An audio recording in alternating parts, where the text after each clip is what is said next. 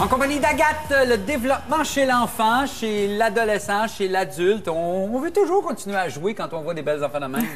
Effectivement. Bonjour Agathe. Bonjour. Donc, l'importance du jeu. Je le disais d'entrée de jeu, on a l'impression que c'est naturel, que ça va de soi. Mais pourquoi est-ce que le jeu est si important dans le développement de l'enfant?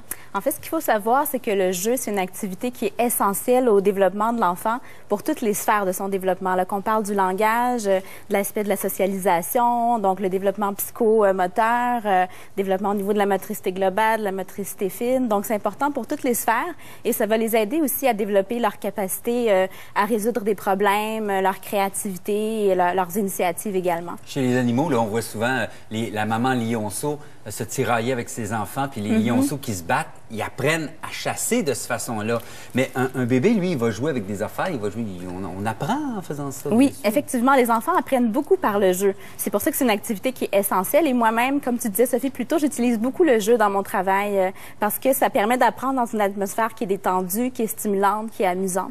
Donc, nous, comme parents, c'est important de stimuler, de susciter ça le plus possible. Mais pour bien comprendre, il y a des étapes. Là. Je pense qu'un enfant d'1 an ne joue pas de la même façon qu'un enfant de 5 ans. Exactement. Quelles sont les différentes étapes du développement du jeu chez l'enfant? Donc, de la naissance jusqu'à l'âge d'environ 18 mois, on parle du stade sensorimoteur. Donc, c'est une étape où l'enfant va beaucoup explorer les jouets, les objets dans son environnement. Il va apprendre à explorer son corps, son environnement avec tous ses sens. En fait. C'est la période où il met tout dans la bouche. Là. Exactement. Ça, hein? Et c'est un stade qui est normal. Donc, il ne faut pas nécessairement essayer d'enlever les jouets de la bouche, sauf si c'est dangereux, évidemment, mais c'est normal qu'il veuille tout porter à sa bouche. On dirait qu'avant de toucher, il veut goûter. Oui. Parce qu'il prend, mais il l'amène à sa bouche. Au lieu de le prendre, puis jouer avec, il va le prendre, puis il va vouloir le manger. Oui. Puis vers l'âge d'1 an, par la suite, là, les enfants vont comprendre que les objets ont différentes fonctions. Il va comprendre, par exemple, que le ballon, on peut le lancer, que les pages des livres, on peut les tourner, que l'auto peut rouler. Donc, c'est ce qu'on appelle le jeu fonctionnel. Après ça, vers 15-18 mois, c'est là que les enfants vont développer ce qu'on appelle le jeu symbolique ou le jeu de faire semblant.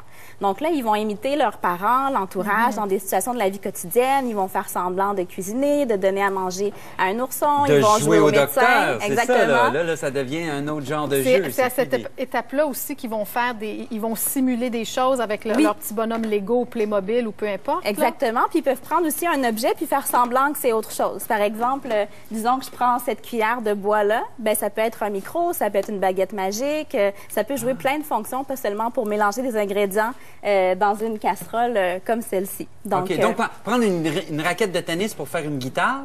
Oui. C'est à cet âge-là?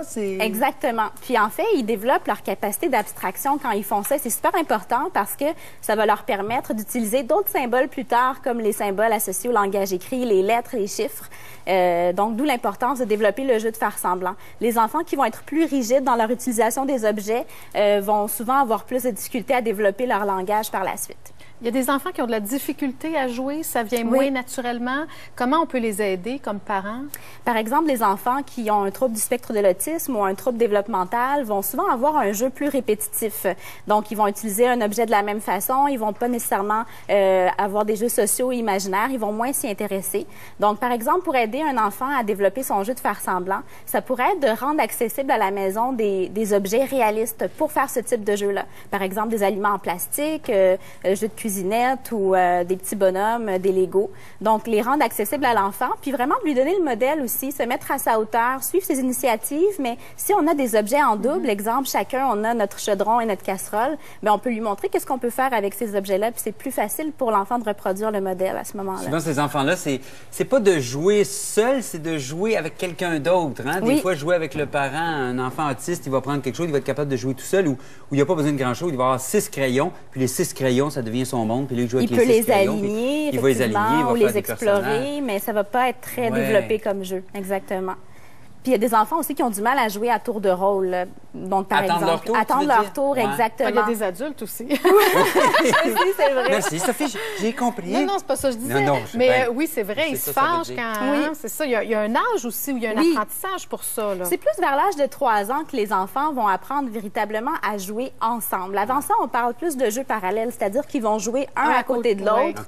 Ils peuvent vraiment tenir compte de l'enfant, par exemple, donner un jouet à un enfant qui pleure pour le consoler, mais il y aura aura pas de jeu ensemble. Ils vont plus jouer ensemble vers 3 ans. Et 4-5 ans, là, c'est l'âge où le jeu symbolique est en pleine effervescence. Ils vont contribuer ensemble vers un but commun, comme construire une cabane avec des chaises, des coussins, des Mais on couvertures. a, à partir de ce moment-là, un peu comme le disait Sophie, le problème du partage aussi. On joue ensemble, on a besoin de l'autre pour jouer, mais là, on veut avoir les affaires qu'on veut pas prêter. Puis... Oui. Et ça aussi, c'est plus vers l'âge de 3 à 5 ans, là, le stade de jeu coopératif, où là, l'enfant va être plus enclin à partager ses jouets, puis aussi à respecter le tour de rôle, à comprendre qu'il doit attendre son tour quand c'est le tour de l'autre ami. Et puis, il va être plus enclin à respecter les règles d'un jeu.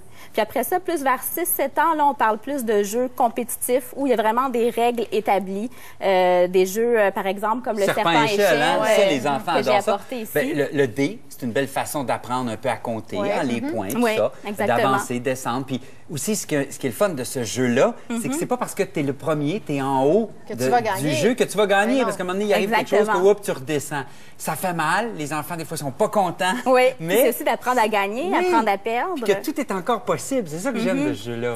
Parlons des jouets, justement. L'abondance de choix de jouets que nos enfants ont aujourd'hui, là, ça en est presque Juste à la garderie, il y en a beaucoup. Là, ils arrivent à la maison, ils n'en ont peut-être pas autant. Puis je pense, ce que tu dis aussi, c'est l'importance de travailler leur imagination, d'être capable de se faire des cabanes avec des coussins, de se faire une guitare avec une raquette, mais il demeure qu'ils ont des jouets. C'est quoi un bon jouet? Un bon jouet, je dirais, avant toute chose, c'est un jeu qui va intéresser l'enfant. Il faut que ce soit en lien avec ses intérêts, mais aussi qui va être polyvalent. Donc, on va pouvoir se servir de ce jouet-là de différentes façons.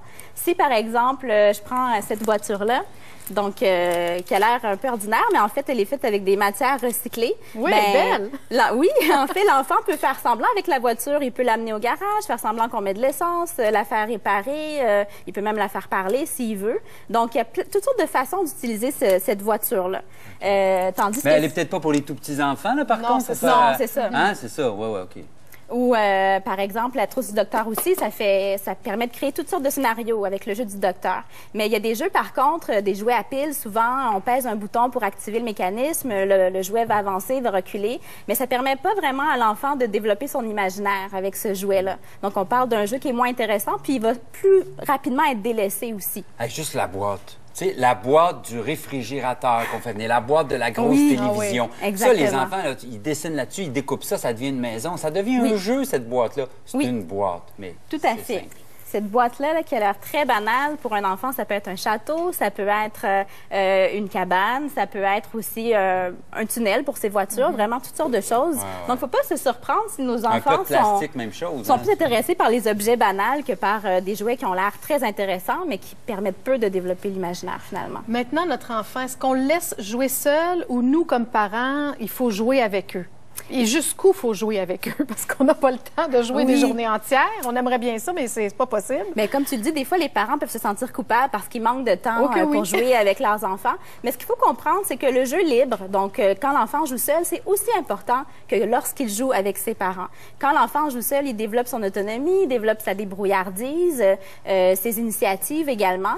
Puis si on manque vraiment de temps, moi, je dirais de vraiment profiter des activités de la vie quotidienne et d'intégrer le jeu à travers ces tâches-là. Donc, plutôt que de dire à l'enfant, bien, va jouer plus loin pendant que moi, je fais telle tâche. Bon là-dedans, je pense. Je suis certaine. Bien, profiter des tâches domestiques pour amener l'enfant, lui donner une responsabilité. Souvent, les enfants aiment ça. On peut lui demander d'être notre assistant. Par exemple, disons qu'on va faire l'épicerie et notre enfant nous accompagne. On peut créer des jeux de devinettes autour des aliments qu'on met dans le panier. Est-ce que tu penses que les carottes, ça vient de la terre ou que ça pousse dans les arbres? On peut aussi enrichir ses connaissances générales. Lui demander d'aller chercher les ingrédients qui nous manquent, travailler la mémoire auditive en même temps. Donc, il y a toutes sortes de contextes qu'on peut utiliser. Ou si on fait la lessive, ben, on peut demander à l'enfant d'aller chercher les paires, les chaussettes de la même couleur ou les serviettes de la même grandeur. Donc, profiter de ces occasions-là pour intégrer le jeu. Moi, j'ai une dernière question pour la spécialiste du développement de l'enfant que tu es. Les fameux jeux sur tablette, ordinateur, quelle place est-ce qu'on peut laisser à ça? À nos enfants? Est-ce que ça contribue à un certain développement? C'est une très bonne question, puis je me la fais souvent demander, cette question-là. Moi, je dirais que ça dépend de l'utilisation qu'on en fait. C'est toujours en termes de quantité, en termes d'usage. Ça ne remplacera jamais l'interaction avec le parent ou avec l'entourage. Donc, il ne faut pas s'en servir un peu comme la télévision comme une gardienne, c'est pas ça l'idée. Mais il y a des applications qui sont très intéressantes pour les enfants éducatives. Mais c'est comme toute bonne chose, ça dépend de l'utilisation, de la durée et tout ça. Il faut doser parce qu'à 2 ans, ils jouent pas ensemble. À 13 ans, non seulement ils jouent plus ensemble, mais ils se parlent plus, ils se textent. Donc, on se bat un peu contre ça. Mais merci beaucoup. Merci Agathe. On a déjà hâte à ta prochaine chronique. Super.